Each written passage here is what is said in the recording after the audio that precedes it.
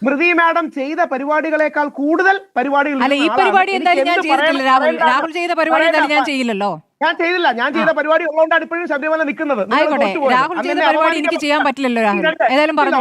ഉറപ്പായിട്ടും പറ്റില്ല. അതുകൊണ്ടാണ് ഡിസംബർ 8 എന്നെ ചർച്ചയ്ക്ക് വിളിക്കണം. ഞാൻ റിപ്പോർട്ടിൽ ഇപ്പോഴേ പറഞ്ഞിട്ടുണ്ട്. അതെന്താ, കോടതി വിധി നേരത്തെ എഴുതി തന്നോ? കോടതി നിങ്ങൾക്ക് നേരത്തെ എഴുതി തന്നോ? അയ്യോ, ഇല്ലല്ലോ. എന്റെ വിശ്വാസമാണ്. നിങ്ങൾക്ക് എഴുതി തന്നിട്ടില്ലല്ലോ. അപ്പൊ നമുക്ക് ഞാനൊന്നും പറഞ്ഞില്ലല്ലോ, ഞാനൊന്നും അവകാശപ്പെട്ടില്ലല്ലോ. നമുക്ക് ഡിസംബർ 8 കാണാം. അപ്പൊ അളിയൻ കാര്യമൊന്നും അറിഞ്ഞില്ലേ? ഇല്ല.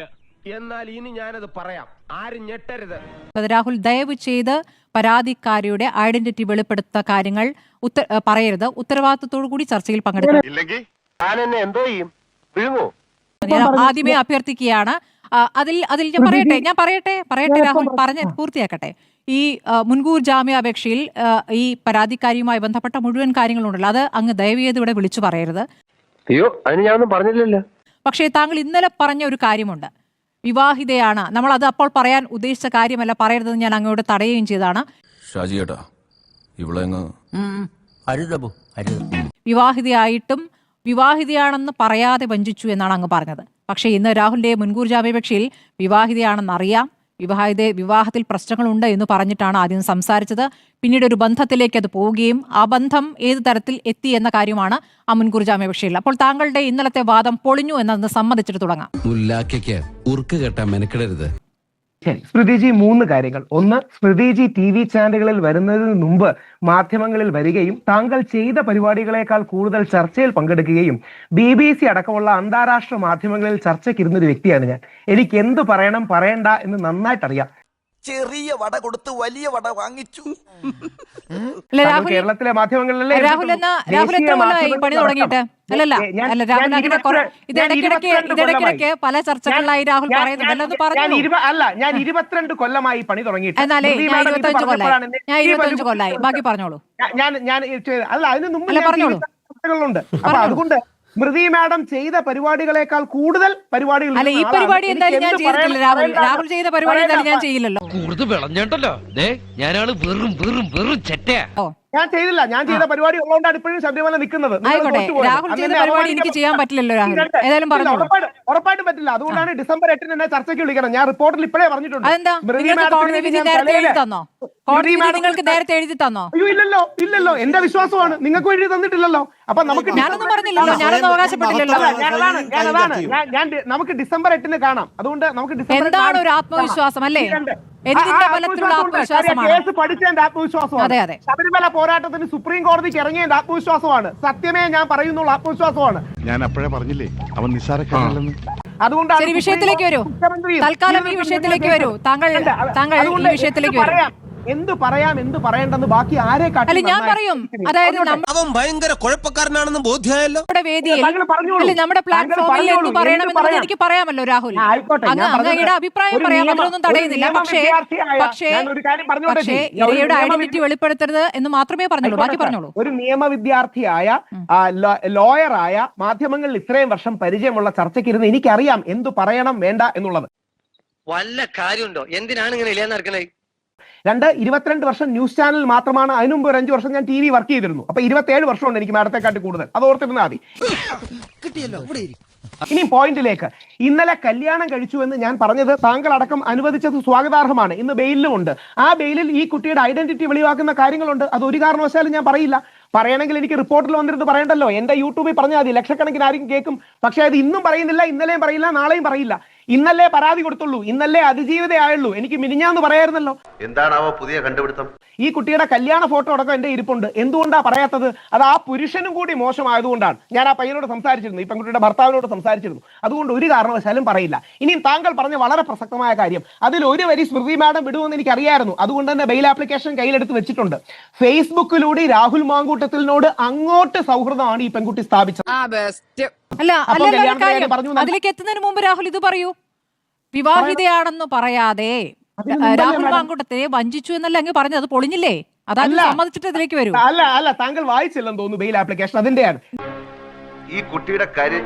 ഞാൻ തോറ്റു. ബെയിൽ ആപ്ലിക്കേഷൻ ഒക്കെ വായിച്ചു. താങ്കൾ ഇത് പറയൂ. ഫേസ്ബുക്കിലൂടെ പരിചയപ്പെട്ടോട്ടെ. താങ്കൾ ആ ഫേസ്ബുക്കിലൂടെ പരിചയപ്പെട്ടപ്പോ ആദ്യം വിവാഹിതയാണെന്ന് പറഞ്ഞല്ലോ പരിചയപ്പെട്ടത്. ഈ ഫേസ്ബുക്കിലൂടെ ഈ പെൺകുട്ടി രാഹുൽ മാങ്കൂട്ടത്തിലിനെ അങ്ങോട്ട്, സാധാരണക്കാർ ശ്രദ്ധിക്കണേ, ഫേസ്ബുക്കിലൂടെ രാഹുൽ മാങ്കൂട്ടത്തിലിനോട് അങ്ങോട്ട് ബന്ധം സ്ഥാപിക്കുകയായിരുന്നു കുട്ടി. അപ്പോഴല്ല കല്യാണം ഉണ്ടെന്ന് പറഞ്ഞത്, പിന്നീടാണ് പറഞ്ഞത് എനിക്ക് ഗാർഹികമായ പ്രശ്നങ്ങൾ നേരിടുന്നു എന്ന്. അപ്പോൾ ആദ്യം ഈ പെൺകുട്ടി രാഹുൽ മാങ്കൂട്ടത്തിലിനെ അങ്ങോട്ട് ബന്ധപ്പെടുകയും സൗഹൃദം സ്ഥാപിക്കുകയും ചെയ്യുകയായിരുന്നു. അത് രാഹുലിന്റെ കൊടുത്ത ആപ്ലിക്കേഷനിൽ കൃത്യമായിട്ടുണ്ട്. അങ്ങനെയൊക്കെ വഴിയില്ല. 3, യഥാർത്ഥത്തിൽ ഇവരുടെ കുടുംബ പ്രശ്നം ഒരു രാഷ്ട്രീയ പ്രശ്നമാക്കി ചർച്ച ചെയ്യണോ? എനിക്ക് വളരെ ഇഷ്ടവും ആദരവുള്ള ഒരാളാണ് നമ്മുടെ അനൂപ്. ശ്രീ അനൂപിനെ ഒരു നിമിഷം വിമർശിക്കാൻ എനിക്ക് അധികാരമാണ്. അനൂപിനെയും ശ്രീ അനൂപിനെയും കോൺഗ്രസിനെയും വിമർശിക്കാൻ. യഥാർത്ഥത്തിൽ കോൺഗ്രസിന്റെ സ്ത്രീപക്ഷം വളരെ പ്രസക്തമാണ്.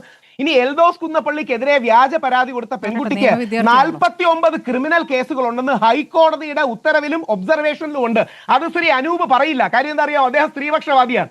49 കേസുകൾ ഈ പെൺകുട്ടിക്കെതിരെ ഉണ്ട്. 2, ശ്രീ മുകേഷിനെതിരെ വ്യാജ പരാതി കൊടുത്ത ആ സ്ത്രീയെ പോക്സോ കേസിൽ അറസ്റ്റ് ചെയ്തതാണെന്നും അവർ ബാക്കി 11 പേർക്കെതിരെ വ്യാജ പരാതി കൊടുത്തു ശ്രീ സനോജും പറയില്ല.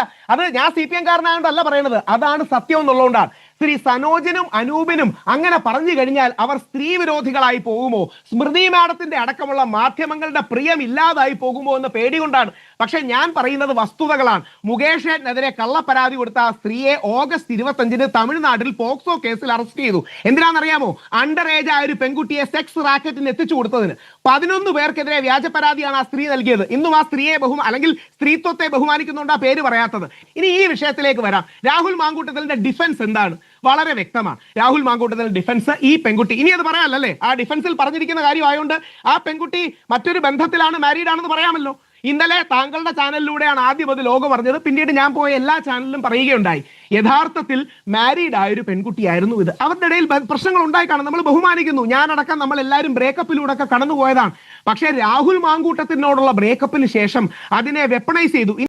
എനിക്കും തോന്നിയത് ഏറ്റവും പ്രധാനം, സ്മൃതി മാഡത്തിന്റെ റിപ്പോർട്ടർ പുറത്തുവിട്ട ആ ചാറ്റിലാണ് നമ്മൾ എല്ലാം അറിഞ്ഞത്. മാർച്ച് മാസത്തിലാണ് ഇവർ ബന്ധപ്പെട്ടതെന്ന്, ഇല്ലേ? മാർച്ച് മാസത്തിൽ നമുക്ക് ട്രൈ ചെയ്യാം, കുട്ടികൾ വേണം, കുഞ്ഞു വേണമെന്ന് പറയുന്നത്. ആ മാർച്ച് മാസത്തിൽ നടന്ന ലൈംഗിക ബന്ധം എങ്ങനെയാണ് റേപ്പ് ആകുന്നത് മാഡം? ഒന്ന് ആലോചിച്ച് നോക്കൂ. നമുക്ക് മാർച്ച് മാസം മുഴുവൻ ചെയ്യാമെന്ന് രാഹുൽ മാങ്കൂട്ടത്തിൽ ആ പെൺകുട്ടിയോട് പറയുന്നു. പെൺകുട്ടി സമ്മതിക്കുന്നു. പിൽസ് വേണോന്ന് ചോദിക്കുന്നു. രാഹുൽ വേണ്ടാന്ന് പറയുന്നു. എനിക്ക് നിന്നെ പ്രഗ്നന്റ് ആക്കണം, നമുക്ക് കുഞ്ഞ് വേണോന്ന് പറയുന്നു. എന്നിട്ട് മാർച്ച് മാസത്തിൽ ഈ പെൺകുട്ടിയുമായി നടത്തിയ ബന്ധപ്പെടൽ റേപ്പ് ആണെന്ന് പറയുന്നതിന് എന്തെങ്കിലും അങ്ങനെയാണെങ്കിൽ വേറൊരു കാര്യം കൂടി, അങ്ങപ്പോൾ ഈ മുൻകൂർ ജാമ്യ ഹർജിയിലെ വാദങ്ങളാണല്ലോ പറയുന്നത്. അങ്ങനെയൊന്നും സംഭവിച്ചിട്ടുണ്ടെങ്കിൽ, ഗർഭധാരണം ഉണ്ടായിട്ടുണ്ടെങ്കിൽ ഭർത്താവാണ് ഉത്തരവാദി എന്ന് കൂടി പറയുന്നു. ഇതൊക്കെ ചർച്ച ചെയ്യേണ്ടി വരുന്നതിന്റെ ഗതികേടാണ് കേട്ടോ. എന്ത് ചെയ്യാൻ പറ്റും? ആ കുട്ടി കൊടുത്തിട്ടല്ലേ. ഈ വ്യക്തിപരമായ കാര്യങ്ങൾ ഇല്ലാതാക്കേണ്ടതല്ലേ? ഈ വ്യക്തിപരമായ കാര്യങ്ങൾ പബ്ലിക് ഡൊമൈനിൽ വരാതെ വ്യക്തികളുടെ ഇടയിൽ തന്നെ നിൽക്കേണ്ടതല്ലേ? രാഹുൽ മാങ്കൂട്ടത്തിനെതിരെ രാഷ്ട്രീയമായി ഉപയോഗിച്ചുകൊണ്ടല്ലേ പറയേണ്ടി വരുന്നത്? എന്തൊക്കെയാണ് ഈ കൊച്ചു കേരളത്തിൽ സംഭവിക്കുന്ന? എന്തൊക്കെ കാര്യങ്ങളാണ്? ഈ പെൺകുട്ടിയെ പുറത്തു പറയാത്തത് ആ പെൺകുട്ടിയെ ബഹുമാനിച്ചിട്ടല്ലേ? ആ പെൺകുട്ടിയുടെ പ്രൈവസി, അവരുടെ വീട്ടുകാർ, അച്ഛൻ, അമ്മ, അവരുടെ കുടുംബക്കാർ, ഈ പയ്യന്റെ കുടുംബക്കാർ, ഇവരെയെല്ലാം ബഹുമാനിച്ചിട്ടല്ലേ? രാഹുൽ മാങ്കൂട്ടത്തിലും ഇന്നലെ വരെ പുറത്തു പറയാതിരുന്നത് ആ മാന്യത ഉള്ളായിരുന്നുണ്ടല്ലേ? അല്ല, അതിൽ വേറൊരു വഴിയാണല്ലോ. രാഹുൽ ഈശ്വറിനെ പോലുള്ളവർ അപ്പുറത്ത് അദ്ദേഹത്തിന്റെ നാവായി പ്രവർത്തിക്കുകയാണ്. അതേപോലെ സൈബർ വേൾഡിൽ വേറെ ആൾക്കാരുണ്ട്. അപ്പോൾ രാഹുലിന് പ്രത്യേകിച്ച് പറയേണ്ട കാര്യമൊന്നുമില്ല. അതിന് വേറെ ആളുകളുണ്ട്. അങ്ങനെയാണ് ഇത് പ്രവർത്തിക്കുന്നത്. അങ്ങനെയാണ് താങ്കൾ ഡിസംബർ 8 വിധിയെയും താങ്കൾ ഇത്ര ആത്മവിശ്വാസത്തോടെ കാണുന്നതും. അല്ല, അതുകൊണ്ടല്ല, നിയമം അറിയാവുന്നതുകൊണ്ടാ. ആരാന്റെ കാര്യത്തിൽ എന്താ താല്പര്യം? തെറ്റ് ശരി നിശ്ചയിക്കാൻ നിങ്ങളാരാ? വലിയ ന്യായാധിപം വന്നിരിക്കുന്നു. ശരി, നിയമം അറിയാവുന്ന അല്പം മുമ്പ് പരാതിക്കാരുടെ പേരടക്കം വിളിച്ചു പറയുന്നുണ്ടായിരുന്നു. ഈ പരാതിയല്ല ഉമ്മൻചാണ്ടിയുമായി ബന്ധപ്പെട്ട കേസിൽ. ഉമ്മൻചാണ്ടിയുടെ പരാതി പറയാം. ഒരു സെക്കൻഡ്, ഉമ്മൻചാണ്ടിയുടെ പരാതി പറയാം. കാര്യം അത് CBI അന്വേഷിച്ച് തെറ്റാണെന്ന് കണ്ടെത്തി, കോടതി വിധി വന്നു. ഇനിയും പേര് പറയാം. അതായത് ഇനിയും ഉമ്മൻചാണ്ടിയുടെ കാര്യത്തിൽ പേര് പറഞ്ഞുകൂടാന്നില്ല. ഒന്ന് കരഞ്ഞൂടെ നിനക്ക്? ആരും കാണാതെ. എല്ലാവർക്കും സന്തോഷമായല്ലോ. എനിക്ക് സന്തോഷമായി. എല്ലാവർക്കും പിരിഞ്ഞു പോവാം.